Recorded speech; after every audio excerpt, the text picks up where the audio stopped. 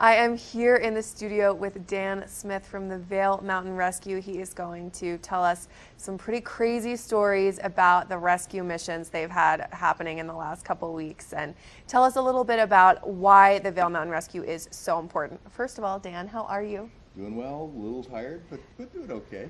Yes, I would be tired too if I were doing the kind of missions and getting the calls at the times that you have been getting them. You just have to remember I'm the old fat guy with the radio in the warm room.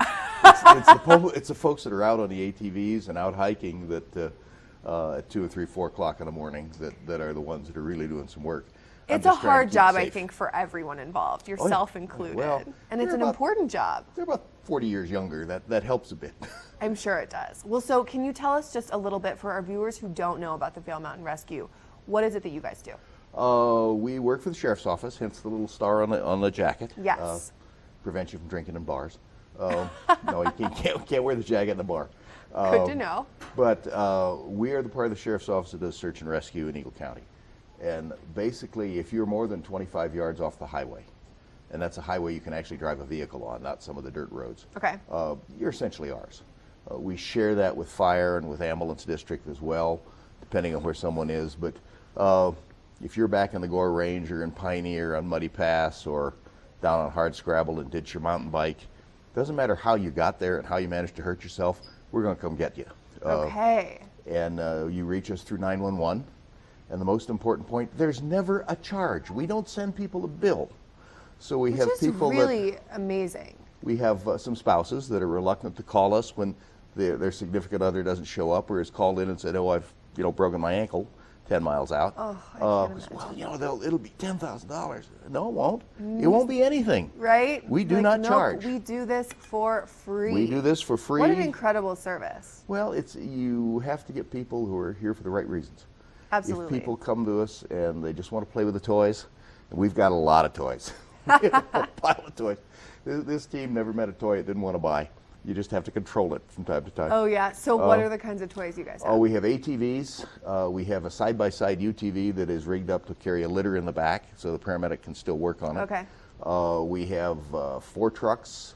We have, let's see, 2 rafts, several thousand feet of rope, several hundred carabiners and assorted other ironmongery for rock work.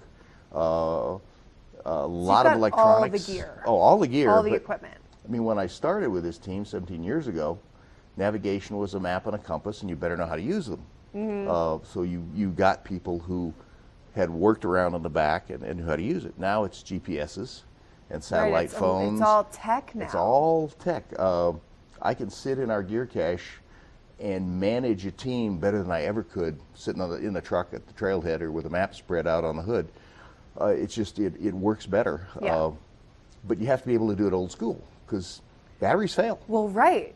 Technology, you can't always count on it. You have to know how to do this stuff and the original way. People are able, with today's technology, today's snow machines, today's ATVs, to get way, way in the backcountry. So the typical mission used to be maybe 2 miles out, 3 miles out.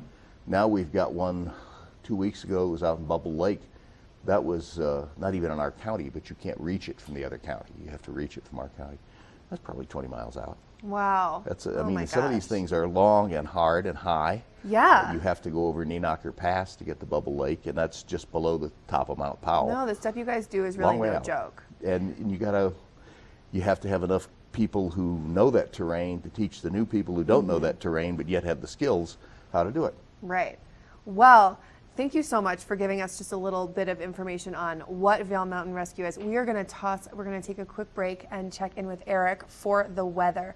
But when we come back, Dan is going to regale us with some of his Vail Mountain Rescue tales. So stay tuned. Tales of Mountain Rescue.